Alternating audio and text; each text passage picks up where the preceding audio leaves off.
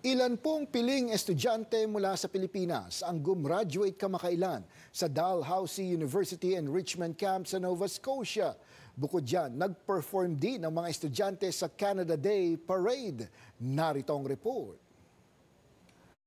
18 mag-aaral mula sa Romblon State University sa Pilipinas ang nakapagtapos sa enrichment camp sa Dalhousie University sa Nova Scotia.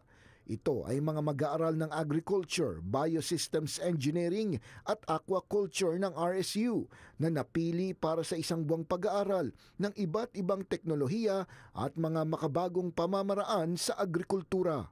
Iba't iba talaga yung klase ng pagtuturo nila dito kasi marami silang mga equipment na wala sa Pilipinas. So I think yun yung pinaka lamang nila sa atin kasi sa atin is mostly more on lectures but hindi masyado nafo-focusan yung hands-on experiences natin. Sinasabi po namin na, ay ganito pala dito, ba't hindi natin gawin yun sa Philippines? Kumbaga ganun po, but alam pala nila yung ganun, but sa atin hindi namin nalalaman po na may ganong way pala para sa mga problems sa agriculture. Certain lab techniques, feed formations, smart farming and precision agriculture that they can then take back and apply to their studies and perhaps pursue further education once they graduate or take that into the private sector. Ipinakita sa kanila ang mga modernong makina, mga makabagong sistema at mga pagsasaliksik para paunlarin ang agrikultura sa Canada. Na-realize ko po na meron tayong seaweed farming in the Philippines pero hindi po siya nafo-focusan na gumawa ng ibang product. Mostly nagpo-focus sila sa pag-extract ng carrageenan to make gel products pero hindi nila natatry yung ibang products. And may mga researches din po about creating bioplastics which is a little bit interesting, a little bit surprising po sa amin kasi ay kumbaga parang makaka-reduce po siya ng use of harmful plastics kasi yung bioplastics po ay parang biodegradable plastics po which is not really common in the Philippines. Pero bukod sa edukasyon, nagkaroon din ng pagkakataon ng mga estudyante na ipakita ang kanilang galing sa street dancing nang sila'y maging panauhin sa ginanap na Canada Day Parade sa probinsya.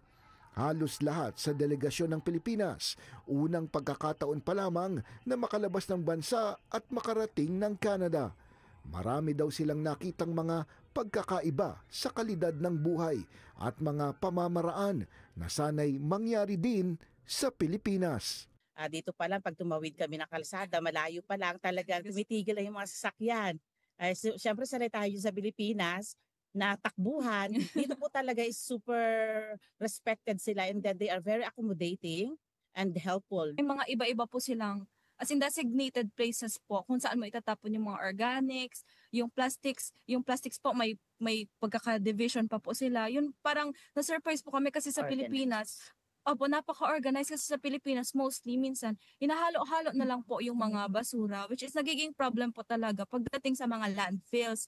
Ikinatuwa ng Faculty of Agriculture ang kagustuhan at galing na ipinakita ng mga estudyante sa enrichment camp. They were extremely open to it. They were very flexible. It was a absolute joy to receive them. And as I said, academically, they were very committed and serious and sort of open to learning and experiencing a new thing. Bukod sa RSU, may mga naging kolaborasyon na din ng Dalhousie, Nova Scotia sa ibang universidad sa Pilipinas. May mga proyekto din sila sa iba pang bansa tulad ng mga bansa sa Caribbean, Uganda, Kenya at Indonesia. We recognize the vision that Romblon and Romblon State University have to support not only this partnership but to support young people in agriculture because food security and economic development are a solution to economic challenges, to hunger, to food insecurity. Bukas anya ang universidad na magsagawa ng mga enrichment camp sa mas marami pang estudyante sa Pilipinas sa mga darating na panahon.